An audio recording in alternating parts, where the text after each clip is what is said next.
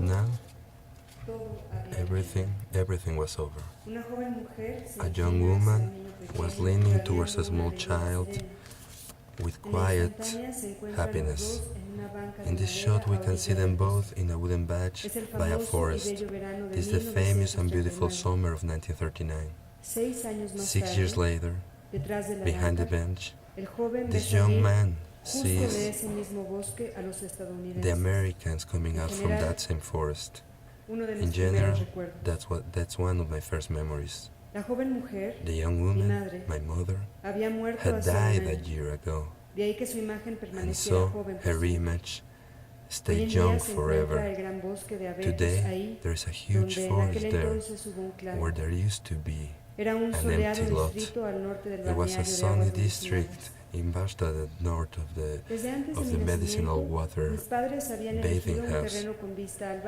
My parents had bought a piece of land with the view of the valley to build a summer house. I was their first son, and Delor was born afterwards. Our names tell a lot about our times. Born in 1932 from a first marriage, our older brother, who was such a good Christian as his father, was called George. At the beginning of the war, it was impossible to build a summer house. Instead, the directed economy of the time allowed us to build our house over the foundations of the former summer house. This was just a little house made with prefabricated pieces, as the ones that they were built not only for the prisoners, but also for those who were affected by the bombings and the war.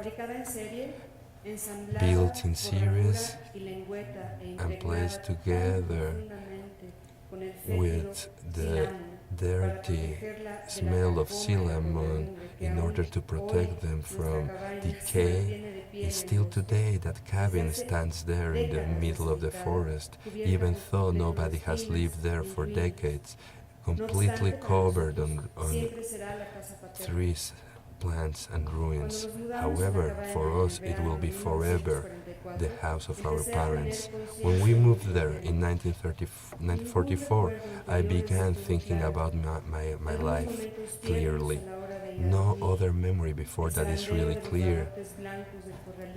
A few movements before going to sleep, our games by the Rin River, and the view of a barracks from the kitchen and the back room, where they would shoot people afterwards.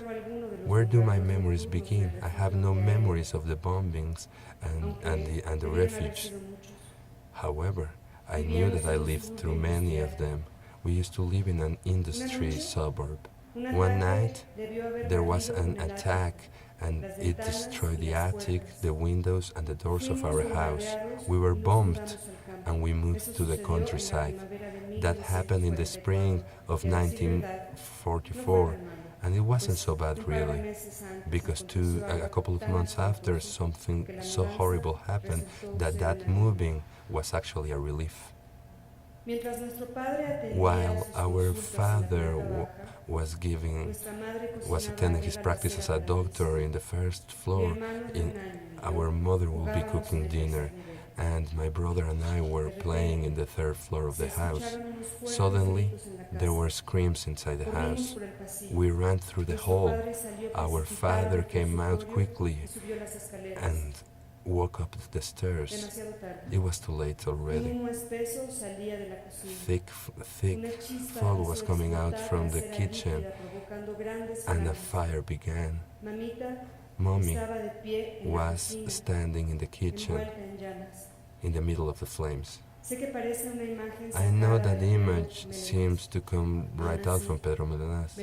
However, I imagined it like that. I didn't actually see it. Gerda, our babysitter, locked us inside the room immediately. I only remember my tiny fists knocking at the door, and behind something terrible was happening. Decades after, I made Oscar to hit in vain the door of the bathroom, behind of which her mother was dying, intoxicated by fish. In February 1944, the peasants had to take off the snow from the road leading to the cemetery. We, the small children, weren't there. No feelings were allowed for me, no pain, no mourning for that loss. The following image in my memory is 6 weeks after that, with a Prussian helmet and a wooden sword in the last step of that stair communicating my bedroom with the kitchen. The charred furniture were still there.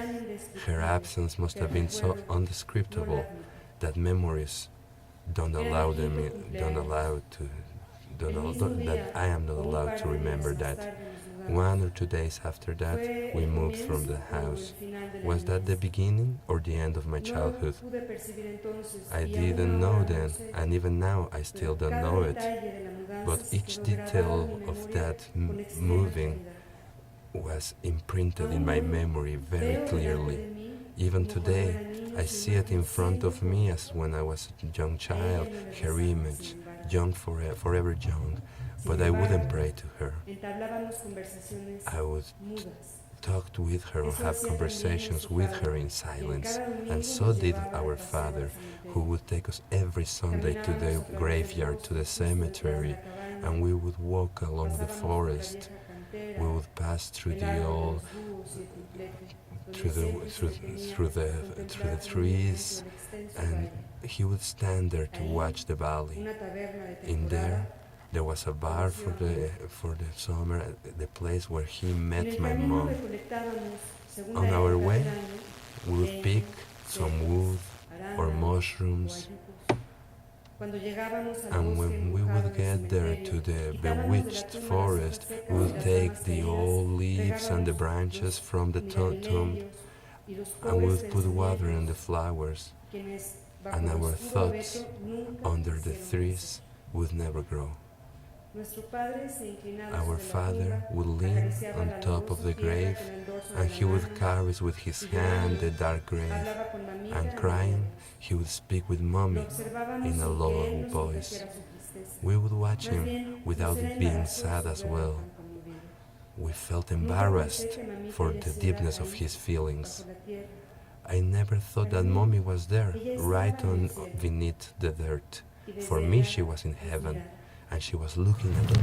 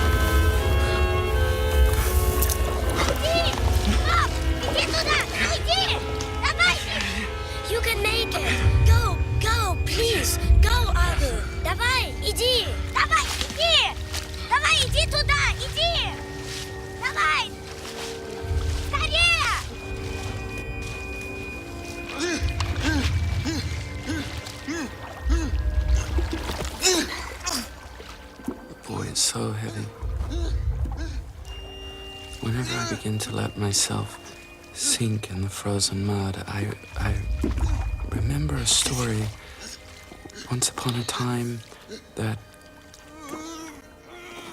our priest had told us in school. Once upon a time there was a sailor who was in a storm at sea. He was afraid to die a sinner, and he took upon his shoulders a young boy and hoped that by saving the young boy, he would save himself. The child's innocence would serve as a recommendation to God's favor.